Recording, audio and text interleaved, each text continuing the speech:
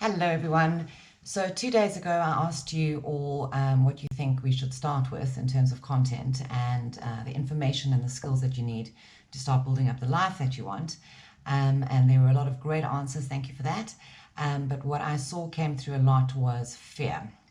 So I thought that would be a really good place to start.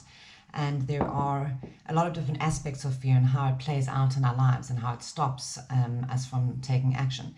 But what I thought would be a good idea was to really share with you the physiology of fear, how fear actually works within our bodies, because when we can understand the mechanism of fear and why we have it in our lives, why our body responds to it, it's a lot easier to disassociate when we become inundated with fear.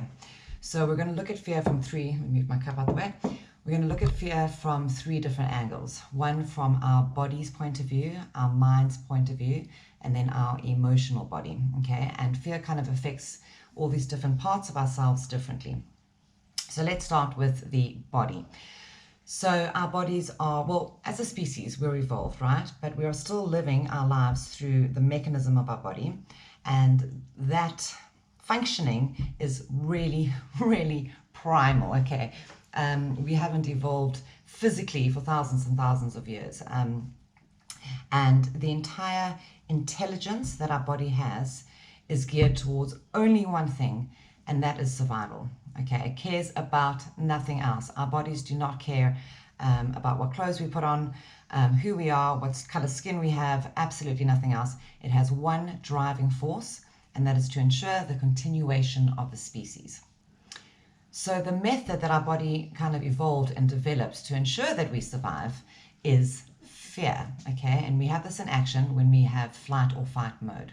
Okay, whenever we feel threatened, our body kicks into gear, it recognizes the threat, and it goes, right, we need to now survive.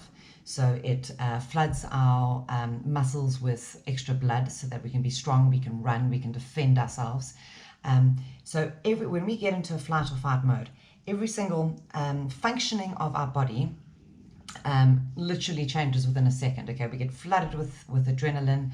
And the most important part to understand about the physical ramifications of fear is that our amygdala kind of completely hijacks the cortex part of our brain. So the cortex part of our brain is the reasoning, the thinking, when you're in a good space, that's the part that's being activated. Our amygdala is 100% primal. Okay, it's actually called the amygdala hijacking.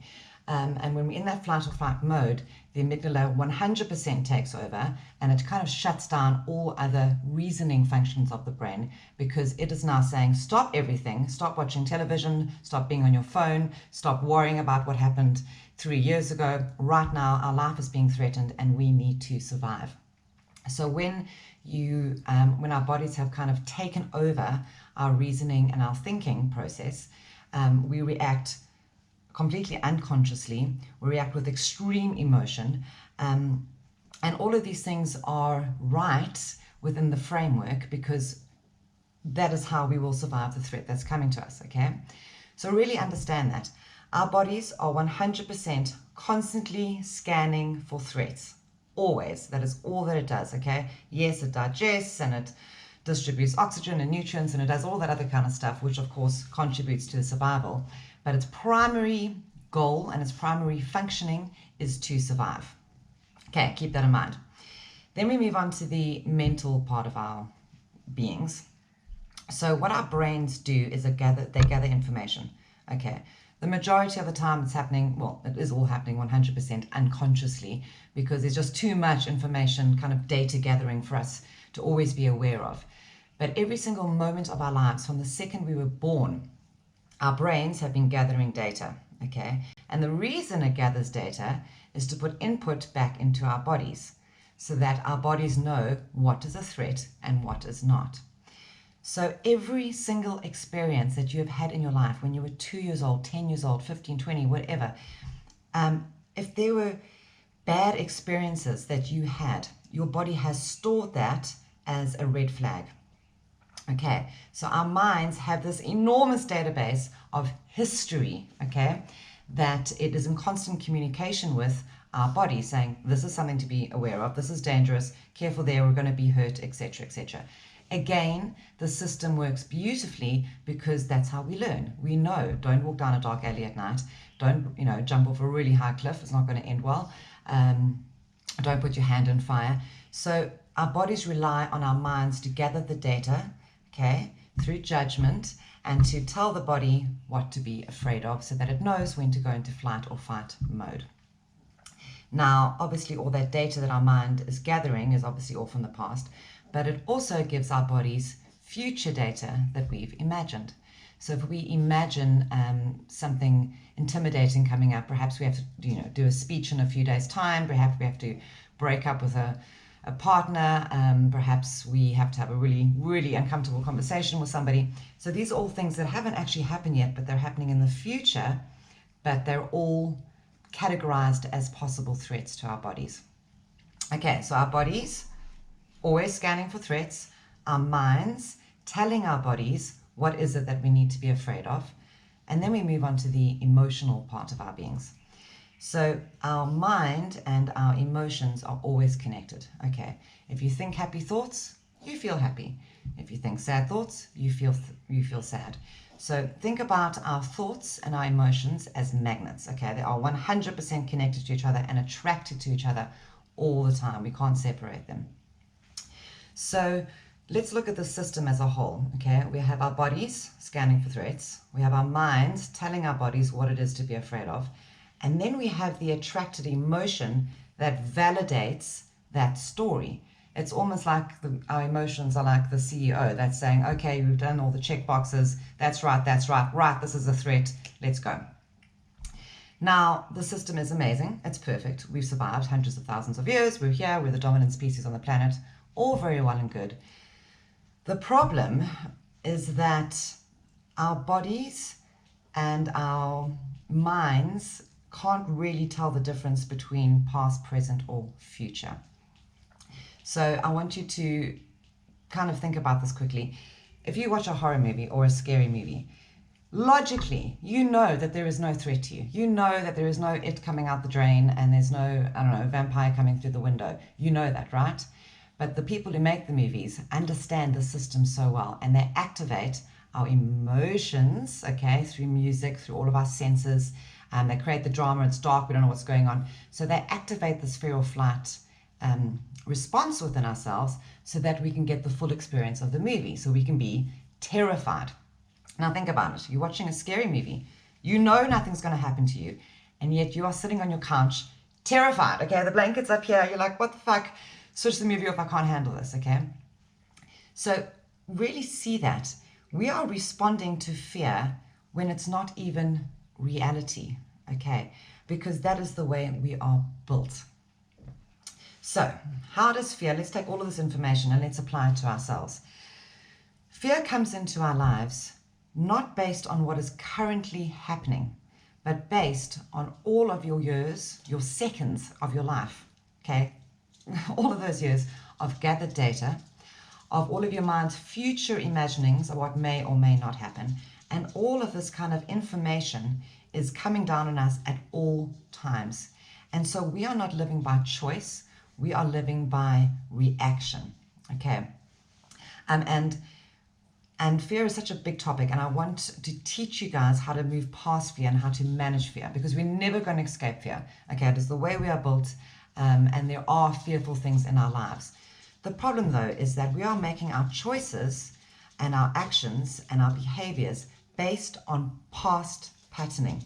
Okay, so if you were 5 years old and you had an awful experience, perhaps you witnessed some kind of abuse in the family, perhaps your parent was late to pick you up and you felt abandoned, alone, whatever it was, okay, that is now stored in your body, in the very cells of your being, okay, and that one experience has this thread throughout your life that has emotions attracted to it, that has thoughts attracted to it, and every time your body remembers it, it instantly kicks into, oh, that is a threat, we need to react with fear, we need to shut down our thinking part of our brain.